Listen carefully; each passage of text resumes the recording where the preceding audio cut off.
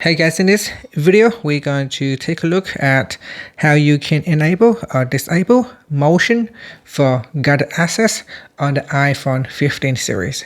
First, let's go back to the home screen by swiping up at the bottom of the screen. From the home screen, tap on Settings.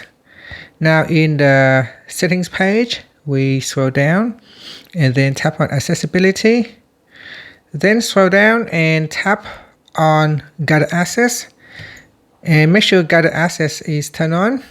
After, you can swipe up to go back to the home screen. Next, open up the app that you want to use with guided access and then triple click on the side button here, 1, 2, 3. From the shortcut menu, tap on guided access. Then tap on options and then tap on motions. Tap on the motion toggle button to switch it off or on, and then tap on the start button. Now put in the passcode.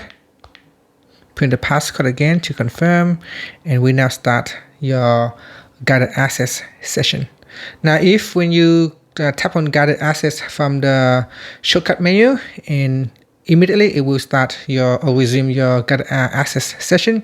Then from here you can triple click, so 1, 2, 3, and then tap on guided access and then put in your passcode.